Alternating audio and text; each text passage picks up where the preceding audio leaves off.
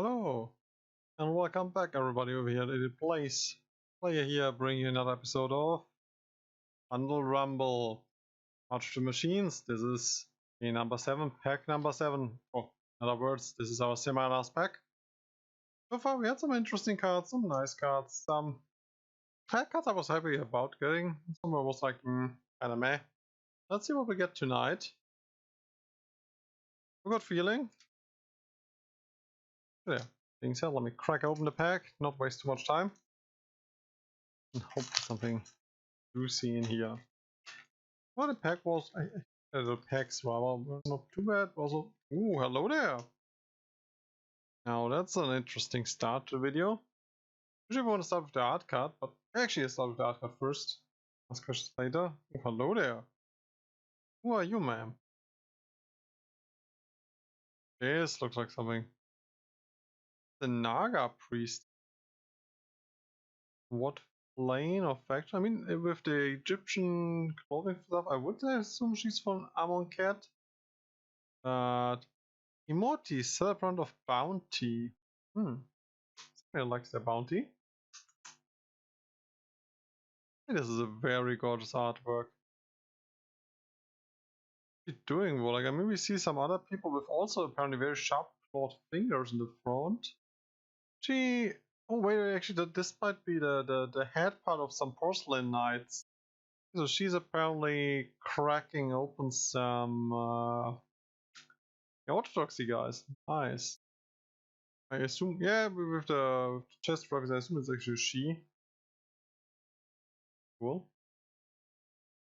Yeah, so 2 things looking forward to. Second thing, I mean, let's still go in order. So usually we start off next with basic. Is ooh, hello there. Island, and a pretty one at that. I have no idea what world that is supposed to be. I mean, we of course see the usual Realm-Breaker, yeah, literally breaking through the sky in a stormy cloud. But this world, I guess those cliffs or waterfalls are already natural. So what could that be, everybody? I mean, we see some spiraling towers here. Is that Takir? The Takir seaside villages? Honestly, I'm not entirely sure what plane that is. I mean, it's cool looking and all. Definitely very atmospheric, I should say. I want this cover. Can't quite pinpoint what plane that is. Yeah. Neat. Let's go to the card we already saw. Well, the card, but here. First made Ravagan. Token, legendary creature, monkey pirate. It's a red token, the 2/1. And yeah, little boy already playing with some naughty Phyrexian tentacles. Is he sitting on a blade? Looks like he's sitting on a scimitar blade. And he's wearing goggles. Like the original one. Goggles. Bugger. Yeah. Nice, nice. So now for the first actual card to pack. We got so-called Attentive Sky Warden. Ooh, she's a 2 generic, 1 white. Creature Phyrexian core. Oh no, they got the core. He or she has flying as a 2/2. And whenever Attentive Sky Warden deals combat damage to a player or battle, transform up to 1 target incubator token. Okay, so she just transforms. Nothing too crazy, but also not too bad, I would argue. Same sturdy kite sail that once carried her safely through the royal now allows her to monitor the port's progress from above. Now she's basically like a hatchery warden. I mean, yeah, Attentive Sky Warden.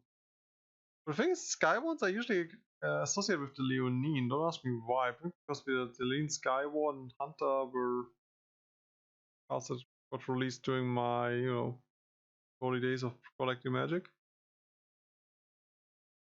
Almost looks like she's more wearing a helmet. Like on the other guys, it usually looks like this porcelain plate is crafted on top of the face, but we still see some parts of her normal face shining. Once again, of course, the Realm-Breaker in the background. Very, very interesting. I mean, definitely limited playable. I mean, 3 mana, 2 flying, nothing too crazy, but she can, of course, I wouldn't say ramp you, but basically she can transform the tokens you can generate with your incubator stuff. Actually, I don't think we have seen a lot of incubator stuff yet, but if we come to it, you know she can accelerate it. Next, Trashing Frontliner. It's not a Phyrexian.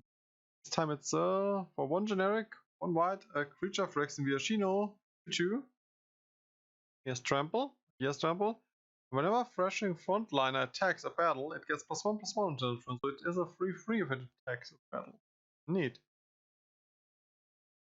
And with Urab rusting and hiding, the masterless Furnace host was unleashed on the multiverse to spread mayhem and destruction. Very cool artwork. I mean, if I wouldn't know that it's a Viashino, I would actually say it's a crocodile. I mean, granted, they are lizard people, but before they looked a bit more civilized? If that's the right word. I cannot make out on what plane she's supposed to be. I mean, yes, I mean, the that she actually does, she's basically attacking battles like she's spreading mayhem and destruction. Kinda cool. Let me put in that you guys see the text box. A cool card. I like it. Flavorful and efficient. 2 mana, 2/2 trample. Pretty playable. Next on the list. Oh yeah, this is actually a gorgeous artwork, I must say. Despite being half corrupt and odd looking, I really like this artwork. I pulled it during the release. Alabaster Host Sanctifier. 1 generic, 1 white. Creature Phyrexian Cleric. And it's a 2 mana, 2/2 lifelink. Nothing too crazy here, but I said like the artwork of her, especially with the of Pharaoh's halo, I should say, is really, really gorgeous. Helios shines his light on all things, excising the shadows of doubt. Rejoice, for beneath his purifying eye, Pharaoh is united as one. She says while the temple gets ravaged behind her. I wonder, is she in the middle of a transformation, or is that already her final step? This is a very interesting, very beautiful artwork. Horrific, but at the same time beautiful. I don't know, it's... Yesterday, it almost looks like she's currently in the middle of transforming. That's what I really appreciate about it. Like, for example, one arm already is transformed, the other one is not. What she's holding, though? Sacrificial bowl or something like that, or an eye? Oh no, wait, this is an orb with the Nephyrexia symbol on it. And my camera is super delayed right now. What's causing that? It catches itself again. We make a short break.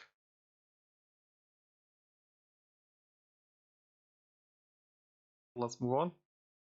But look at this card. We got an card.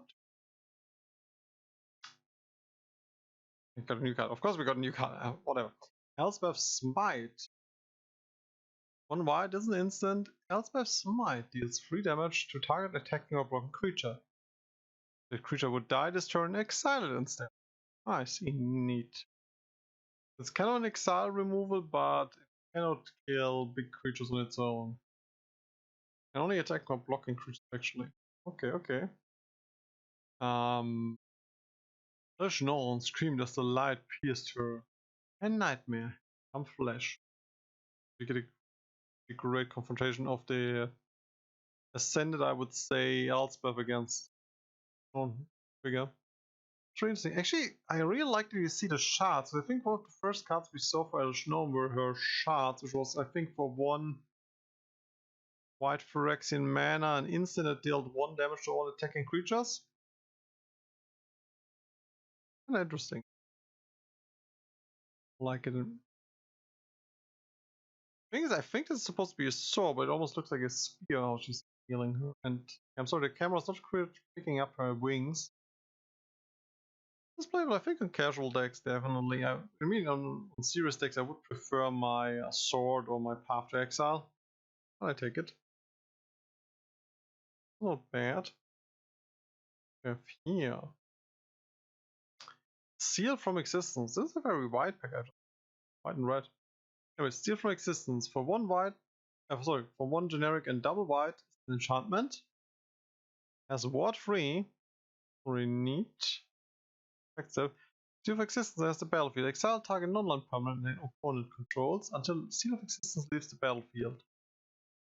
So it's basically an upgraded Oblivion Ring. I mean, you cannot do the permanent exile shenanigans that you could with the original Oblivion Ring, but for 1 more white and therefore 1 generic less, you at least get protection on it. So it's harder to get rid of the enemy.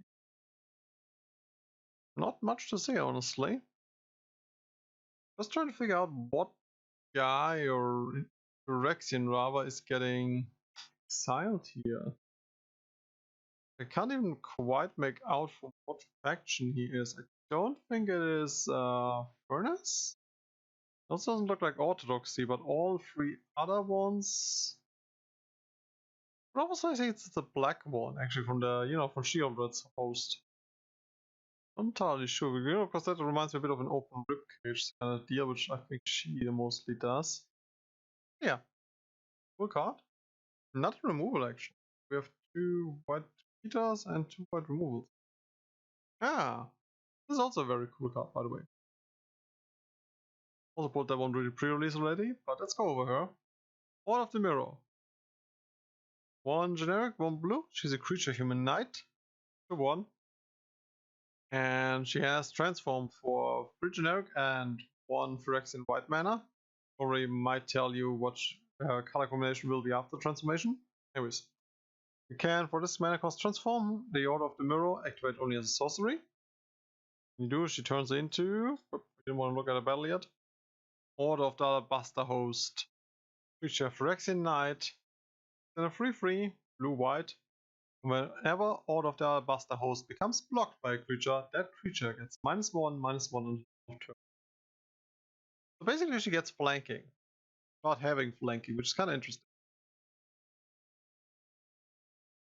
Actually it's upgrade flank, because flanking wouldn't work against other creatures with flanking, where she gives... she gives to all creatures basically. Kind of interesting. And the reason I waited before reading the flavor text before now, by the way, this is a very cool artwork where she's kind of fused that with this Phyrexian Rhino. Again, she's half transformed similar to the other girl that we had. Wait, wrong one. And here the priestess. I really like this look of hers. Really, really interesting. Actually, scratched the half transform. I think she's 90% transformed. Again. Yeah, cool looking. Let's go have flavor text because again, it's a linked flavor text to the already had. The magic mirror of Vantress showed Kafrina a twisted vision of black oil, bloody machines. Trying to fight back against Phyrexia, but then it turns out, well, soon she understood that it was not the visions that had been twisted, but her own mind. Yeah, kinda. Poor girl. Yeah, definitely playable. I mean, it's not super crazy, but I mean, in limited, definitely playable. Pseudo flanking, as I said. Great for combat tricks or enabling combat. I mean, it is for each blocker, so you cannot just jump block her with 3 or 4 1/1s, they all will just die. Kinda neat. Because we also have here our invasion. We already took a peek at the invasion of Belenon. But 2 white. Jeez, why am I mixing up the costs right now? Sorry. I guess because of all the camera shenanigans and other stuff. Anyways, 2 generic, 1 white. It's a battle siege. As usual, it comes into play with 5 counters. When Invasion of Belenon enters the battlefield, create a 2/2 white and blue knight creature token with vigilance. So it's 3 mana 2/2 vigilance basically. And opponent gets 4 life. So with the pseudo life gain for the enemy, it's kinda what do we get for that? We get... doesn't turn into a creature, instead it turns into an anthem. Creatures you control get +1/+1. Okay. So for 3 mana we get a 2/2 and an anthem. Is that worth? Yeah, I mean overall, I mean you can beat down the 5 life easily after, or reclaim 5 life I should say, after the anthem effect kicks in, I guess, so this should be fair. It's not too overpriced, not too underpriced, so let's see, what do we have here? We have actually Loxodons, Rhino people that were fighting off against Who is this? The what was his name? Oh, the guy for 4 black mana, 5/5 trample. Whenever he gets dealt damage, the opponent has to sacrifice Phyrexian Negator or New Phyrexian Negator, something like that. Was it those guys? Kind of remind me of the Titans from of Attack on Titan. It's just me, like, you know, with the tail plates there and the muscle always. Especially this face design here. Very interesting. Cool, cool. And then when he transforms, of course, we have the lock zone claiming, I think, the weapons of his fallen allies. And he has friends behind him. Ah, just as flute turns breath into music, we are vessels through which the sacred wind produces glorious justice. Okay, cool card. I promise, because I had to restart the stream twice already, or stream, I'm saying that the recording, and unfortunately don't know how long we take, but I just think we should hurry up a bit. What do we have here? Ooh, I think that's from a commander deck. Rowan's Talent. For 2 generic, double red, it's an enchantment aura which has to enchant a planeswalker. Okay, so we have a very limited target selection. I guess this has to be pretty good. So let's see what it does. Enchanted Planeswalker has +1. Up to 1 target creature gets +2/+0 and gains first strike and trample in turns. We get a +1 effect that gives you an attacker. Okay. And whenever you activate a loyalty ability of an Enchanted Planeswalker, copy that ability. Choose new targets for copy. Okay, so this one. I mean, the +1 is the cost, so we basically only get 1 loyalty added, but it will give you 2 creatures, +2/+0, first strike and trample, which is actually pretty beefy. Should be very lethal in getting some damage through. Of course, it also counts for other abilities. I mean, on some of that might be debatable if that really helps you, certain ones, but most of it is pretty good. Oops. Hey, please, camera, thank you. The artwork is also pretty good. I'm not sure if she's actually crying in that artwork or if she's just, you know.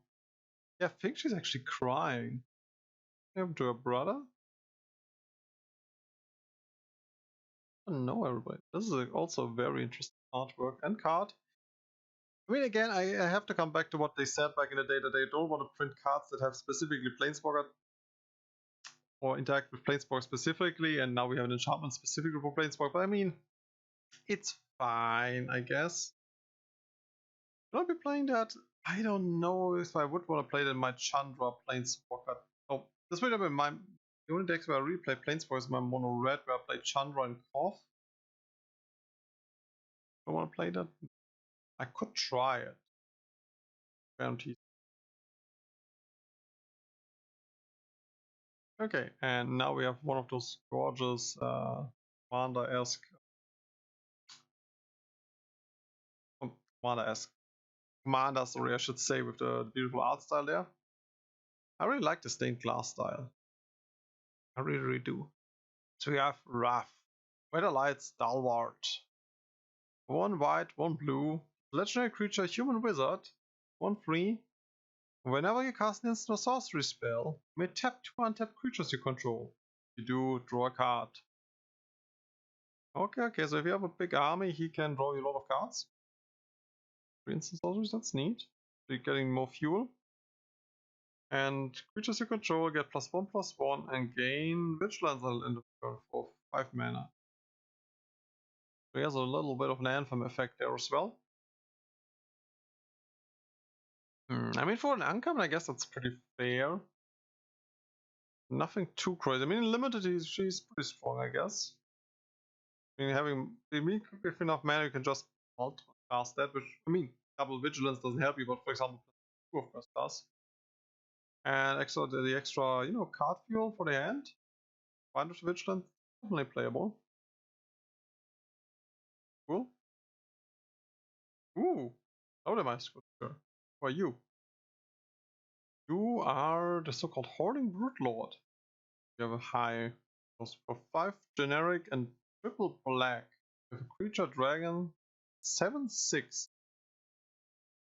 I mean, 8 mana 7/6.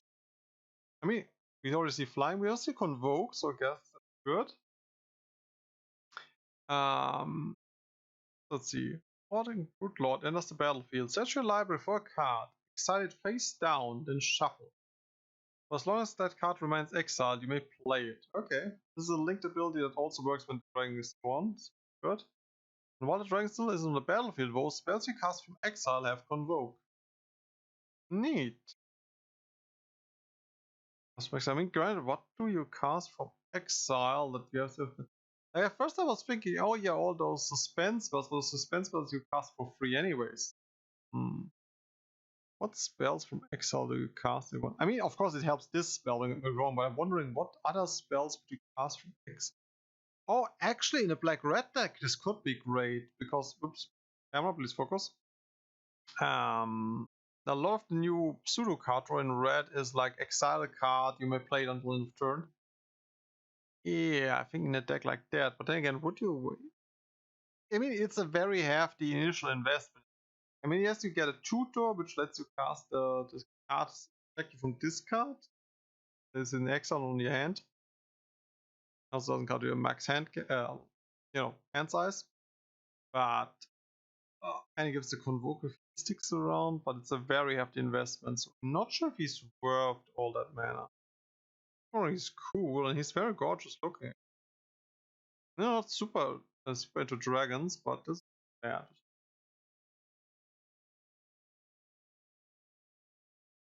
Oh, the more I look at it, the more he looks like bland, almost like you just took a lizard and slapped some wings in. And I mean, like other dragons have the huge horns, or very hard scaled backs. He just looks like a literally lizard who just got some slapped.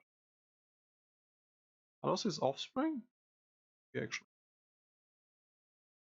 Ooh, when there's the fall of the pack. Who are you? Edged Host Doombringer. That's a mouthful. What are you? For 4 generic, 1 black, creature Phyrexian Demon. When Edged Host Doombringer enters the battlefield, choose 1. Target opponent loses 2 life and you gain 2 life, or choose target battle.